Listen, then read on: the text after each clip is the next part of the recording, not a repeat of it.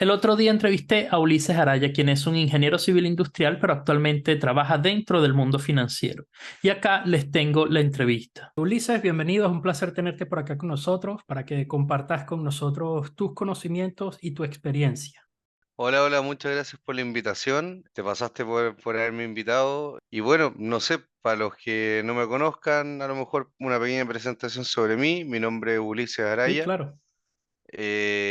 Soy ingeniero. Voy a contar un poquito como la historia larga, si me da un Sí, sí. tiempo, pero Sí, sí, igual es sí. interesante. Me pasó que, bueno, tuve ramos de finanzas, los típicos de como contabilidad, finanzas corporativas, digamos, como bien de empresa, etcétera, que igual es lo que necesita saber un ingeniero, digamos.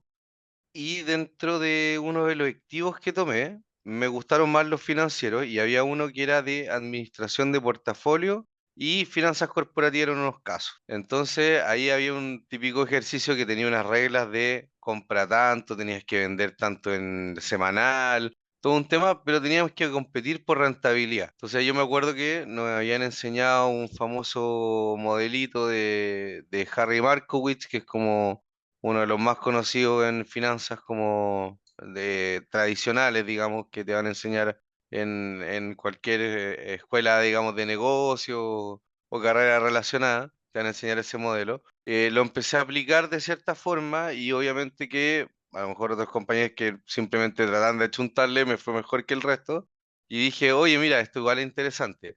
A mí siempre me gustaron harto las matemáticas, entonces se complementaba un poco porque es un modelo que igual tiene un poquito de matemática, estadística, etcétera. Entonces ahí me empezó como a gustar un poco y después ya salió mi primer trabajo y ahí ya fue la parte financiera. Entonces ahí ya básicamente me empecé a dedicar a la parte financiera, entendiendo que no es lo mismo que invertir, sino que aplicando, digamos, teoría financiera, haciendo cosas que tengan relación a la industria, pero no muchas veces relacionado con la inversión. Eso partí un poquito después. Digamos, ahí partí, eso fue como mi incursión en este mundo y bueno, ahora cada día me gusta más y sigo aprendiendo todos los días, pues, así que acá estoy, de hecho, hablando sobre el tema. Bueno, entonces comencemos con las preguntas. Ya que te diste la introducción, pasemos entonces a la siguiente de ¿qué te motivó a comenzar a invertir y cómo diste estos primeros pasos? Bueno, dos cosas. Una, que me empezó como a interesar este mundo, obviamente por tema de trabajo, empecé a encontrar que era bastante interesante. Empecé a entender los efectos que tiene, por ejemplo, en la economía. Yo una de las primeras cosas que hice fue calcular los precios de los bonos nacionales, porque los bonos no transan todos los días como las acciones, entonces muchas veces no tienen transacciones en el día y se necesitan precios, por ejemplo, en la AFP para valorizar los fondos de pensiones. Entonces, esto muchas veces se calculan con unos modelos de ahí de tasas de interés, qué sé yo, y, y empezaba a ver cómo, por ejemplo, las noticias tenía mucho impacto en cómo se movían estas cosas, perdón, estas tasas, digamos, de estos bonos. Y justamente tenía una compañera que era economista que me empezó a explicar básicamente también los efectos económicos que tiene esto. Yo tenía formación económica, pero no tan profunda. Entonces, obviamente que yo me dedicaba más a la parte técnica del modelo, de calibrarlo, digamos, más Ujú. ingeniero, y ella veía la parte más como un poquito más económica y fui aprendiendo harto, fue bien interesante. Y ahí me empezó como un poco como a gustar todo esto y después, obviamente, empiezas a ganar tus primeros sueldos. Hoy al principio no es mucho el ahorro que uno puede tener, pero después obviamente uno trata de ir ahorrando, buscando de repente otras fuentes de tener algunos ingresos, qué sé yo, ir juntando algún capital. Y como va entendiendo de este mundo, dice, ya perfecto, voy a empezar a tratar de invertir. Y mis primeros pasos fueron en Fintual. Ellos estaban recién partiendo, tenían una página web, me van a perdonar los de Fintual, yo algunos los conozco por otros temas de la vida. La página no era de las más bonitas, pero obviamente como estaban partiendo, eran una startup, obviamente no era la plataforma que es hoy en día. Claro. Y ahí puse mis primeras lucas y justo le empezó a ir bien. Creo que obviamente en un principio era muy enfocado en Estados Unidos por un tema lógico de su modelo de negocio, de que tenían que ser ETFs en dólares. Entonces obviamente que era lo más asequible que podían hacer. Eh, Han ido obviamente creciendo. Y ahí empecé con mis primeras lucas. Y después, ya cuando también yo tenía esta idea de yo manejar mis propias inversiones, empecé a buscar corredoras de bolsa. Y ahí también me topé porque yo al principio no quería invertir mucho en Chile, no me gustaba. Quería invertir más en Estados Unidos, ETF americano, digamos, como yo creo que la gran mayoría parte, como que todos le hacen un poco el quita a la bolsa chilena y después se empiezan a enamorar un poquito del IPSA. Y ahí llegué a Renta 4 que actualmente hasta el día de hoy la uso, excelente corredora, tengo ahí un paso trabajo con ellos, así que excelente en ese sentido. Y Fintol igual lo tengo, pero lo tengo ahí por si acaso. Creo que el Conservative Strip ahí de repente ocupo porque vi un buen fondo de como una especie de money market, qué sé yo, pero en general con ellos partí, después ahora ya manejo yo mis lucas y tengo mis propias estrategias. Como fondo de emergencia tienes a Fintual. Sí, sí, Ah, ya, ya, exactamente. Sí, ya, lo ocupo ya. como fondo de emergencia. Lo encuentro bien, bueno, le gana por lo menos los depósitos a plazo en el largo plazo, o Sí, sea, sí, más de un año, digamos que sería como un fondo de emergencia y tienes la liquidez más que un depósito, así que lo encuentro más útil claro. para justamente lo que lo necesito, un fondo de emergencia. Como estabas trabajando ya en el mundo de las finanzas, ¿te pusieron algunos bloqueos o paredes para poder comenzar a invertir ya tu patrimonio tú como tal? Sí, al principio no, porque en esta empresa, la primera que te dije que partí, no manejan inversiones, por lo tanto no había tanto problema. Después trabajé en una consultora, una de las cuatro grandes, las Big Four, y ahí tampoco porque la verdad no, pero ya igual empezó a hacer un poco de ruido el tema que yo quiera manejar mi patrimonio, mi lucas. Obviamente cuando ya en fondos mutuos, qué sé yo, no es tanto porque obviamente tú no tienes mucha injerencia en qué es lo que se está haciendo la plata y obviamente se Claro. entiende que es una forma de mantención de tu patrimonio en el largo plazo y que todos tenemos derecho a hacerlo. Después me fui a trabajar a otra consultora que tampoco había problema en consultoría, en algunas partes sí, en otras no. Y después trabajé en una FP y ahí sí, ahí ya la reglamentación era totalmente distinta porque ahí se administra dinero. No se puede, por ejemplo, invertir en el mercado local, absolutamente nada. En mercado internacional algunas cosas sí, otras no, hay que avisar. Ahí tienen un listado, depende de cada lugar, pero por lo menos acá tenían un listado de lo que sí y lo que no. Era bastante limitado, tenía un holding period, que era como un tema de tiempo mínimo que tenía que mantener la inversión. Hasta en criptomonedas entiendo que hay un holding period y eso que no invierten en criptomonedas. Bien restringido por ese lado. Entiendo que en todas las administradoras de fondos, llámense compañía de seguro, AFP, AGF, que tengan fondos mutuos, todo lo que sea administración de inversiones tiene Ujú. harto problema.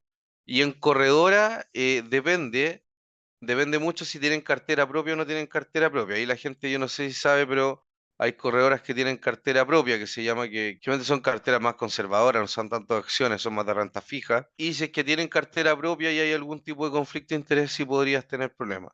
En caso mío, cuando en corredora no había cartera propia, por lo tanto, no tuve problema nunca en ese sentido, pero sí hay que dar aviso, hay que mantener un cierto periodo también, pero más que nada avisar. No puedo yo llegar a invertir, justo encontré una oportunidad, invierto, no, tendría que haber avisado el día anterior. Entonces, Claro. ahí hay un tema legal. Para ellos evitarse también la información privilegiada. Exactamente, sí, generalmente ahora las leyes con todo este tema están avanzando mucho, bueno, han habido casos de corrupción bastante feos. Entiendo y es bueno que haya transparencia en el mercado por el bienestar de los inversores, básicamente. Claro. Así los inversores saben de que en el fondo no están aprovechándose de su dinero otras personas con algún tipo de influencia. ¿Cuál es tu estrategia de inversión y cómo la has desarrollado hasta ahora? En un principio era, como te dije, bien pensando básicamente en ETFs y un poco optimizado esto. Ahí hacía unos Excel y trataba de optimizar, básicamente para que la gente entienda cuando hablo de optimizar. Algunos no van a decir que está hablando este tipo. El problema de optimización de portafolio o de Markowitz, y de ahí hay varias variantes más, mucho más avanzadas matemáticamente, pero básicamente lo que yo hago es le ingreso, por ejemplo, cierta rentabilidad esperada, ciertas volatilidades esperadas u otro tipo de insumo a esto, y lo que me va a entregar es el asset allocation o dónde y cuánto invierto en cada activo. O sea, hay activos que me van a decir no inviertas, otros me van a decir cuánto tengo que invertir. Y ese supuestamente es una forma de optimizar mi rentabilidad esperada. Ahí hay una gran discusión si esto es verdad o no, etcétera, etcétera. Bueno, empecé y trataba de tener unos pesos más o menos como ideales y empecé haciendo así un portafolio solamente de Estados Unidos. Después empecé a conocer el value investing y me empecé a enamorar un poquito del value investing porque le encontré sentido a invertir sobre todo en acciones. A lo mejor, por ejemplo, una optimización de asset allocation, ponte tú con varios tipos de clases de activos, a lo mejor puede ser útil. Pero en acciones, la verdad es que no me hace mucho sentido y me hace mucho más sentido entender la empresa, ver sus ratios, ver su comportamiento en el tiempo, ver su management, ver sus proyectos, entender un montón de cosas tanto cualitativas como cuantitativas, que ahí podemos entrar Ujú. en todo un tema del value investing. Sí, el análisis Eh, fundamental como tal de la empresa. el análisis fundamental, básicamente, y también me hizo sentido porque cuando también yo empecé a aprender finanzas, y ahí hay como que se disgrega cuando uno habla de finanzas corporativas, básicamente cuando uno ve evaluación de proyectos, uno también tiene que evaluar distintos proyectos y ver cuál es el que le maximiza el valor actual neto de los flujos futuros, el famoso VAN, y uno tiene que elegirlo según cuál es el que tiene, tiene una mejor relación riesgo-retorno.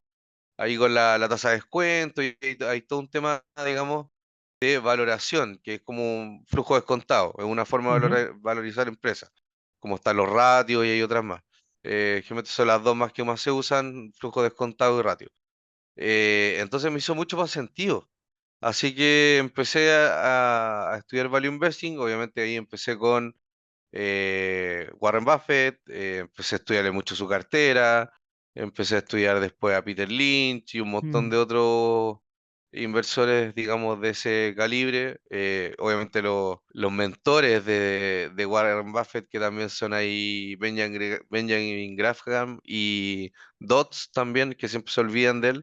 Y ahí encontré todo un mundo, pero también hay un tema súper importante que últimamente no les ha ido muy bien po, en el concierto internacional. Es distinta a la bolsa chilena.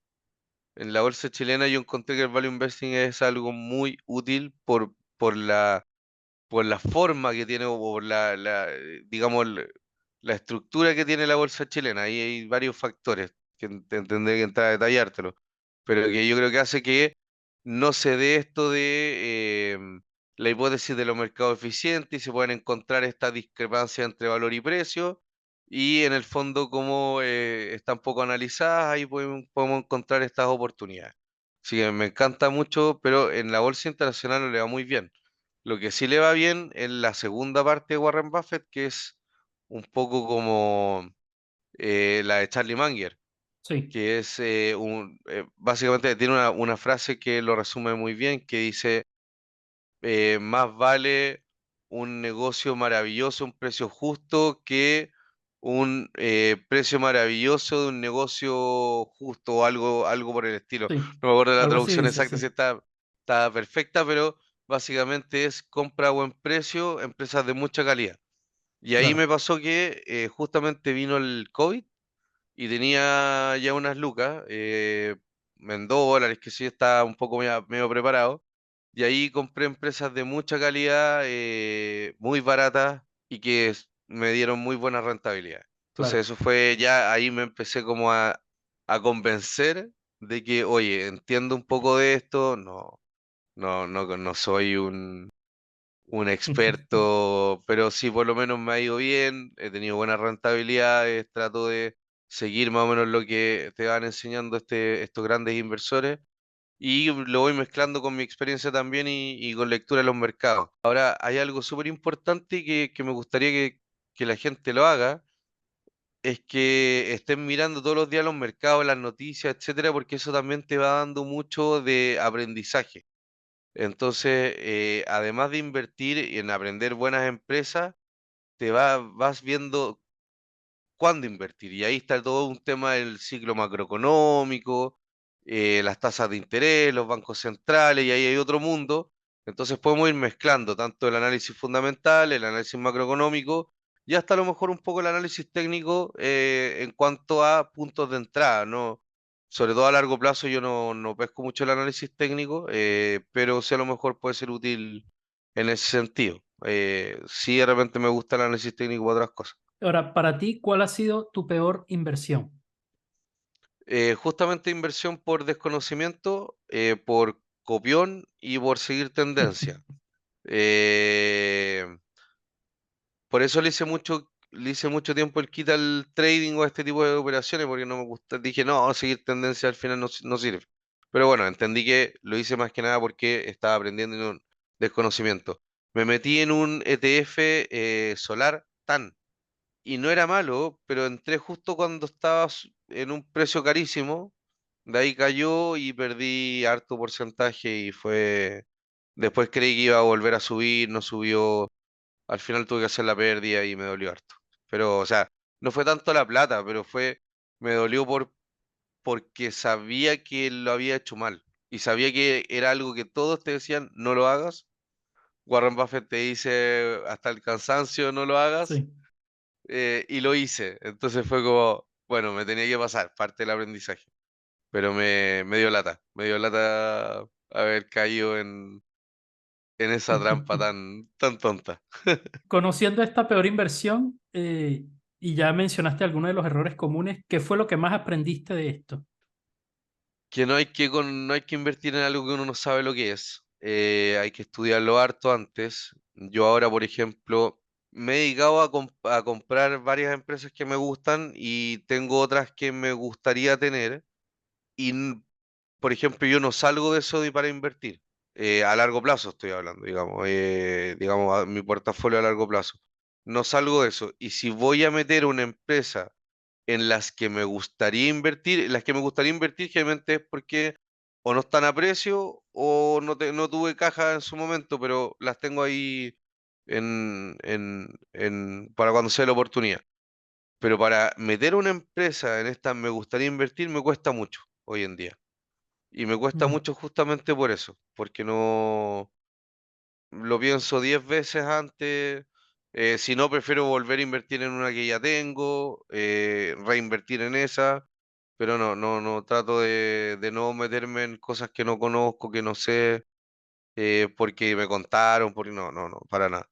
Trato y me cuesta harto meter a una empresa en esa empresa me gustaría tener, en la watchlist. Ahora, ¿cuál ha sido tu mejor inversión? Yo creo que mi mejor inversión en cuanto a rentabilidad, Tesla. Pues la compré muy barata y ya la vendí muy cara. Ya no la tengo, la tuve, la vendí muy cara. Así que Tesla, yo creo que fue por rentabilidad mi mejor inversión. Cuando recién la compré a 90 y tantos dólares antes de todos los primeros split, etcétera. Entonces, en verdad, no sé la rentabilidad, pero fue, yo creo, unas 5 o 6 veces que le tengo que haber Mm. sacado. ¿Quiénes han sido tus mentores y cuál es la mejor lección que has aprendido de ellos? Bueno, yo creo que algunos ya los nombré. El Ujú. gran mentor que yo tengo siempre es Warren Buffett. Soy un poco admirador del viejito de Omaha. Eh, ya le queda poco, no sé cuánto le irá. Sí, a lo mejor algún día alcanzaré a ir a a su lectura de fin de año, qué sé yo, pero me encantaría. Uf, A ver, ¿por qué me gusta tanto él? Por su filosofía de inversión, su simpleza. Justamente como yo te dije, yo empecé en la parte de ingeniería, entonces era mucho modelo, mucha matemática, pantalla. Bueno, igual yo ocupo dos pantallas, pero digamos mucho de eso. Y con esta persona dije como que lo que me chocó cuando lo conocí, o empecé a leer sobre él, en realidad, como una persona con tanta simpleza, sin nada de eso, puede haber sido mejor que todos. O sea, no está en tener los mejores equipos, no está en tener la mejor modelo, técnica, etcétera. Entonces, ahí eso como que me choqueó un poco a mi paradigma que venía como anterior, y al final dije como no, pues acá hay, bueno, este tipo, algo tengo que estudiarle porque la verdad es que es demasiado bueno. ¿Qué es lo que más me dejó como lección? Yo creo que el tema de la paciencia y que esto es una Mm, carrera a largo plazo, sí, no es algo de corto plazo. O sea, obviamente que todos nos alegramos cuando nos va bien en el corto plazo, hoy claro. subió tanto, nos ponemos contentos, pero al final es una carrera a largo plazo, una filosofía. Él tiene toda una filosofía, una metodología, una forma de ver las cosas, entonces es un poco eso. Y bien simple, por cierto. Y bien simple, o sea, él tiene un escritorio donde solamente lee mucho, una de las cosas que más hace. Así que eso, yo creo que una de las grandes como cosas que me dejó después de él, Charlie Munger me encanta, habla un poco de él, pero yo creo que sin Charlie Warren no hubiera sido Warren. Y los modelos mentales de Charlie Munger son increíbles, el tipo te dice dos cosas y te deja claro todo, o sea, no tiene que explicarte nada más. Y esa simpleza también de él es increíble. O sea, una vez, por ejemplo, estaba escuchándolo y decía, muchas veces me pregunto qué es lo que tengo que hacer para que me vaya mal, para no hacer eso justamente y todo lo demás me va a ir bien. Es como algo muy de ese estilo. Entonces, al final fue como, claro, tiene razón. Pues, o sea, si hay dos o tres cosas que hacen, por ejemplo, en Berkshire Hathaway, que es la empresa que ellos manejan, que los podría, por ejemplo, hacer quebrar. Bueno, hagamos todo lo contrario para que eso Todo no lo pase nomás, contrario, y, no- claro. y el resto andará solo. Pero en el fondo esa es como un poco la filosofía. Lo encuentro genial. Otro que también me lumbró después, Peter Lynch, también es un poco parecido, pero tiene otras cosas distintas. Ujú. Enseña técnicas, por ejemplo, me gusta mucho cuando habla de la compra de los insiders, o distintas cosas que es como, hoy atento con esto. Y después otros inversores que también me han gustado harto ahora último, Stanley Druckenmiller, también es otro capo. Y él también ya es un poco más de meter un poquito más de macro, cosas más Sí, especulativas, ya empieza un poco con ese tipo de estrategias, digamos. Sí que yo creo que serían como los tres grandes, los más importantes con Charlie Munger, ahí con el dúo, pues si no serían cuatro, claro. los grandes inversores que me gustan y que sigo harto. Acabas de nombrar que hay que leer mucho, que Warren dice que hay que leer, bueno, él lee mucho.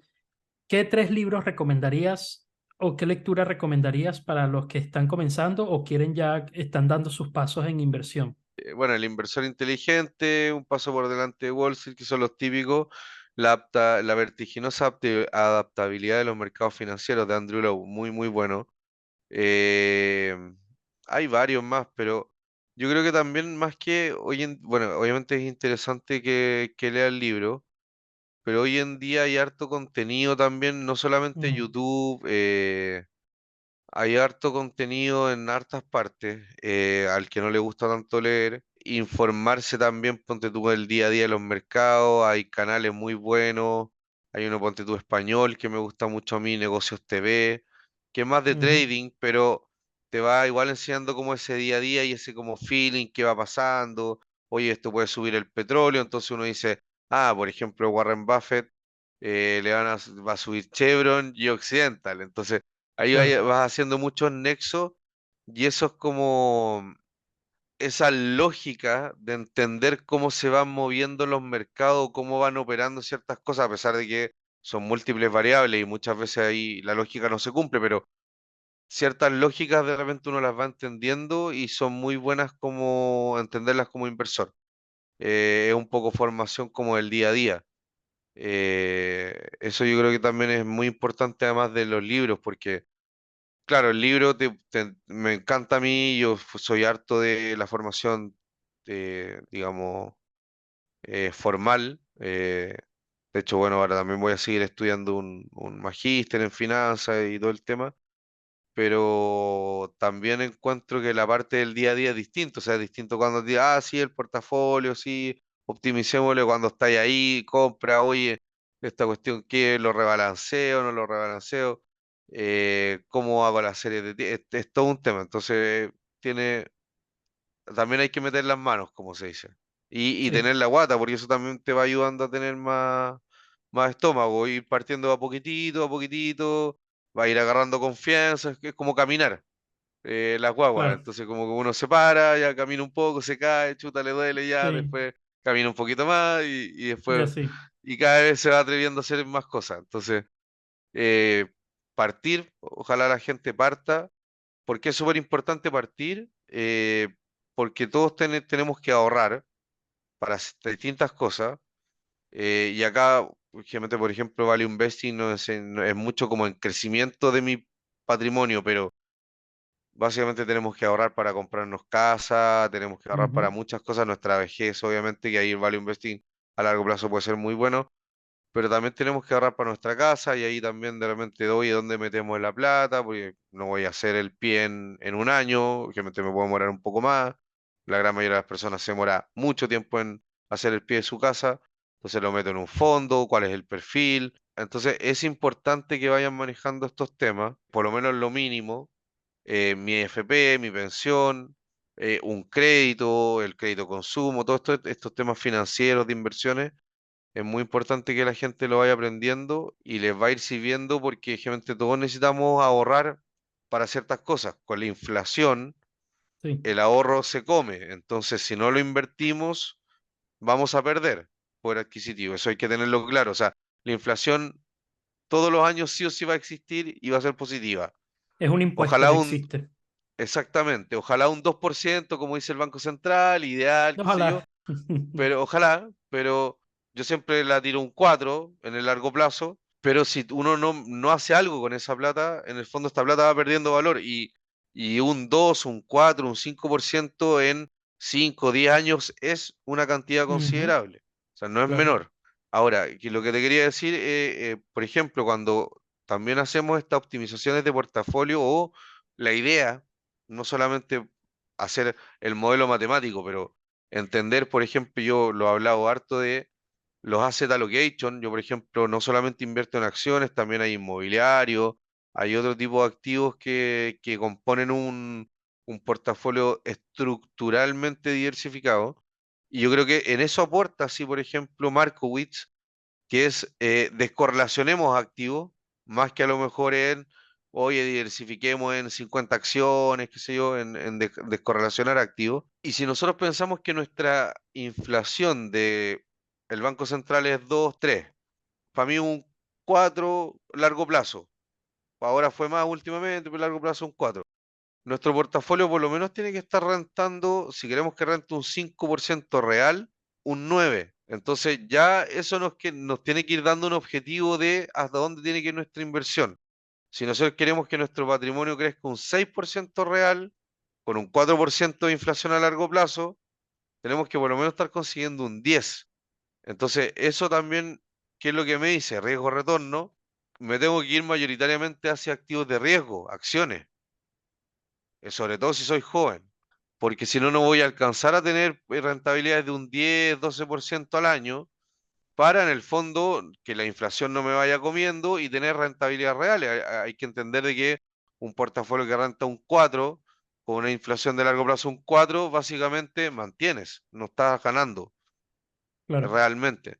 Entonces, eso también es muy importante que la gente lo tenga claro y se lo plantee como Ujú. un objetivo, no como un objetivo de optimizo no, pero como un objetivo de más o menos mi rentabilidad tiene que ir por acá, si no, no me van a dar los números. Claro, no quedarse solo en la lectura, sino comenzar a actuar y comenzar a invertir esa plata para ganarle a la inflación. Claro, y en el fondo, ya, perfecto. Por ejemplo, lo que estamos haciendo es un ejercicio teórico, pero ¿cómo yo voy entonces a obtener ese 9, 10% para ganarle a la inflación en un 5, 6% y que mi patrimonio vaya creciendo? En el fondo, y agarrar este interés compuesto real. Ahí Claro. real es, en el fondo, descontada la inflación para los que no manejen esos términos. ¿Cuál es tu percepción sobre el actual panorama político y económico en Chile y cómo esto afecta tus decisiones de inversión? Complejo, muy, muy complejo. Bueno, estamos justamente en una coyuntura del tema constitucional. Independiente de la posición, no quiero entrar en esos temas políticos, pero hay algo que me tiene muy preocupado, que es el tema de la incertidumbre que ha frenado la inversión.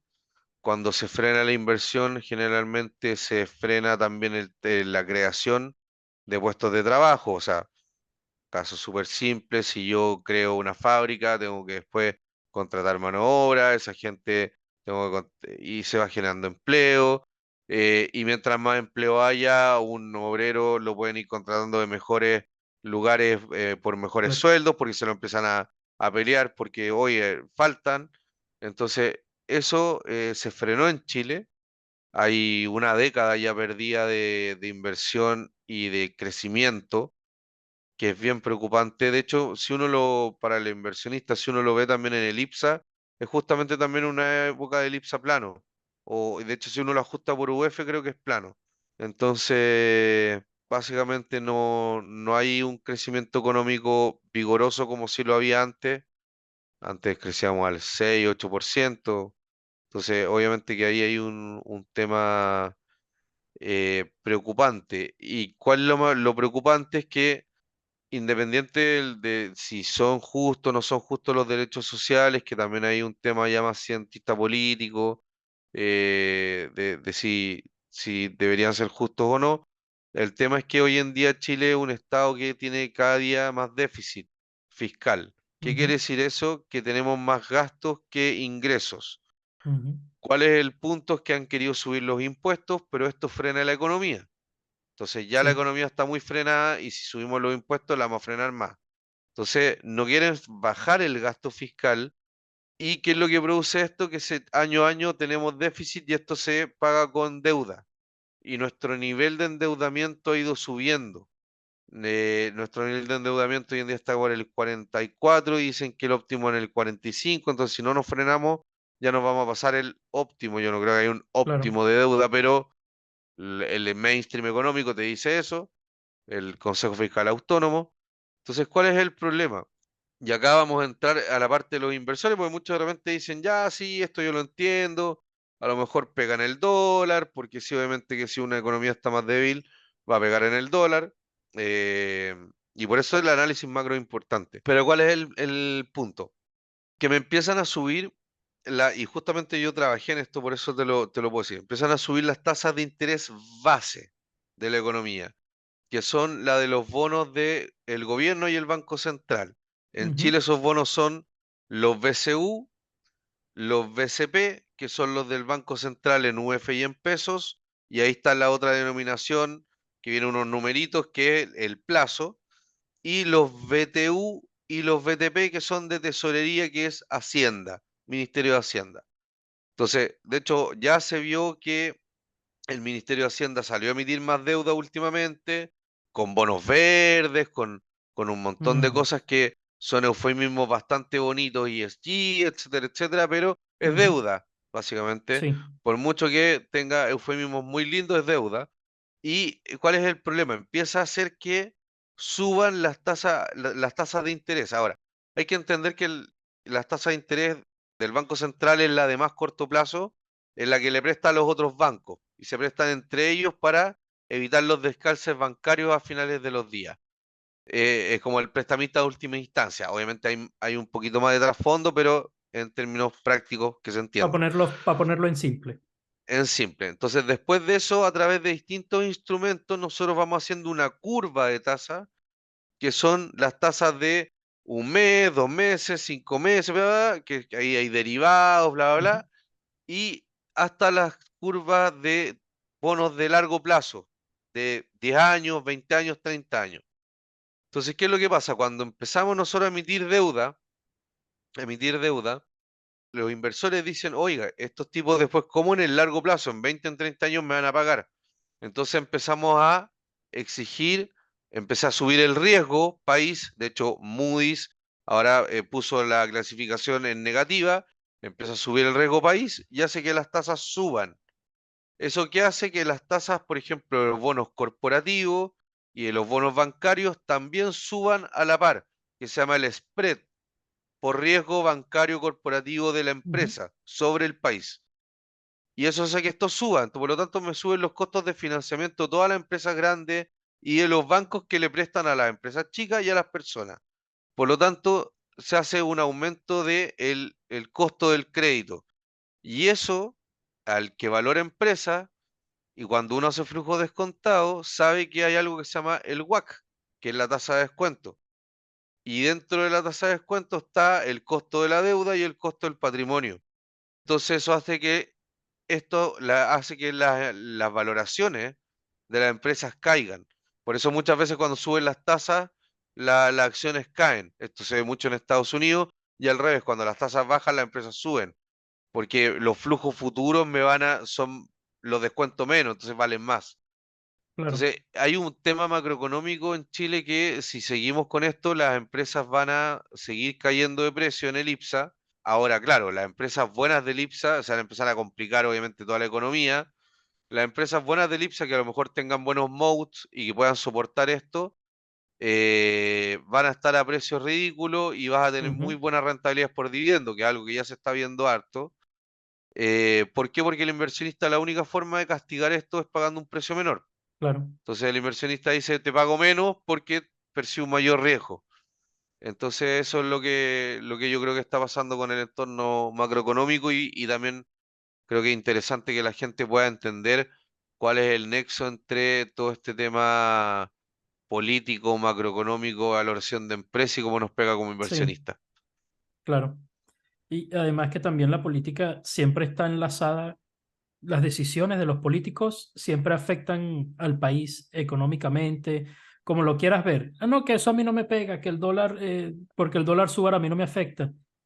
O No, por sea, ejemplo, yo no. siempre les digo, el dólar te afecta porque no sé qué porcentaje, pero creo que 50-60% de la canasta Ujú, básica que nosotros tenemos del IPC es importada.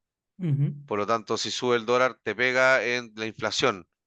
La inflación claro, se mide en esta canasta básica y también te pega en otras cosas. Hay miles de cosas que no están ahí en el IPC que son importadas y que te van a subir de sí, precio. O sea, todas esas son barbaridades económicas que la gente la gente comenta, claro. desconocimiento y esa es la importancia de educar económicamente. Yo igual estoy tratando de darme el tiempo de hablar con la mayor cantidad de gente, tratar de hacer mi canal más adelante, etcétera, para ir explicando estos temas, porque yo creo que es importante que la gente sepa y también la gente sepa cómo cuidar su plata, entender cómo le va a afectar esto Sí, con sus ahorros, con sus AFP, con sus créditos, etcétera. Por ejemplo, mucha gente está súper contenta con los retiros y ahora están pagando crédito hipotecario altísimo. claro, claro. Saliéndonos del contexto, ¿tienes algún hobby? Sí, tengo hartos hobbies. Bueno, siempre me ha gustado mucho el fútbol. Desde chico, jugarlo y verlo. Últimamente cada vez menos, pero trato de jugar igual. Ese es como el gran hobby que he tenido toda mi vida. Ahora sí, igual tengo otros hobbies también, la parrilla, hay otras cosas que también nos gustan, pero el gran hobby que he tenido toda mi vida es el fútbol. Sí, yo creo que es como la gran pasión. Y bueno, pues, salir con amigos, pasarlo bien, mi familia también es muy importante. Así que realmente tengo hartas cosas ahí que hacer. También tengo un hobby bien interesante es más, es un poco más nuevo, que es un tema de la parte de la filosofía Mm, y también alguna relación con la política. Por ahí partió, pero más que el debate político, qué sé yo, es como la parte más filosófica de dónde vienen todas estas cosas. Ahí hay harta lectura también y sí. estoy entrándome harto en ese mundo, lo encuentro bien interesante. La Siempre batalla fui más cultural de Agustín del... Laje, una exquisitez. Sí, por ahí van, digamos, Ujú, los tiros con este tema. Siempre yo fui más de número, qué sé yo, más de formación de ese tipo, pero también el ser humano es bien integral, entonces hay que ir aprendiendo otras cosas que no tengan que ver con eso, obviamente sin perder obviamente tus fortalezas, pero, pero es súper interesante y necesario. Así que ahí tú me entiendes a lo que voy. Así que claro. también es un nuevo hobby que también tengo, que estoy, digamos, ya trabajando bastante. Para finalizar, ¿qué consejo o reflexión personal basado en tu experiencia darías a alguien que quiere comenzar a invertir? Em, que empiecen pronto, que empiecen lo antes posible. Yo sé que suena muy cliché, pero el interés compuesto es real. Que se formen, que aprendan mucho, que gasten mucho tiempo formándose, más que a lo mejor copiando, etcétera. Lo más importante es que aprendan, porque es una carrera a largo plazo, o sea, uno puede invertir Ujú, hasta muy viejo. Imagínate Warren Buffett, la edad que tiene y sigue invirtiendo, o sea, es una carrera de muy largo plazo, pero también que no dejen de vivir su edad, también que no se vuelvan locos y tratar de mantener un equilibrio, porque también hay mucha gente, no, voy a ahorrar todo y ujú, dejan de vivir su vida, que tampoco es positivo, la vida es una sola. Así que mantener un equilibrio ahí entre ambas cosas. Creo que es complicado, siempre los equilibrios son complicados. Generalmente construcción de patrimonio en gran medida es un desequilibrio, pues tienes que dejar de hacer otras cosas para claro. construirlo, pero que afecte lo menos posible y que sea un camino ameno. Es como, por ejemplo, es la gente que, obviamente, a menos que sean competidores, etcétera, pero que hace deporte, por ejemplo, fitness. Yo siempre he pensado que la gente que le va bien es la que a largo plazo hace las cosas y no es que, voy a hacer la dieta, que me voy a quedar pegado con las abdominales, no. Es la gente que siempre va a entrenar, que es constante, que a lo mejor de repente come un poco más, un poco menos, puede pasar por momentos a lo mejor de mayor porcentaje Ujú. de grasa, otro no, pero en el fondo tiene el hábito y lo hace con gusto. Entonces yo creo que es un poco lo más importante. Disfrutar el proceso sería. Disfrutar el proceso, sí, no volverse Mm. loco, pero también no decir, ya me lo merezco todo hoy día y mañana no importa. Hay que mantener un equilibrio. Ha sido un verdadero honor, Ulises, tenerte por acá, que hayas compartido con nosotros. Muchas gracias por aceptar la invitación y nos estamos viendo pronto. Sí, no, un gusto. Y bueno, estás invitado también ahí cuando lance prontamente el canal de Claro, YouTube. Ahí también va a claro, estar claro. dentro de la entrevista y vamos a estar charlando un poquito más. Así que Claro. estamos hablando y bueno, nos vemos. Que Un estés bien. placer. Saludos a todos, muchas gracias. A todos los que han llegado a esta parte del video, les agradezco por estar acá y no olviden dejar su like, suscribirse y activar la campanita para más de ahorro e inversión. Nos vemos en la próxima.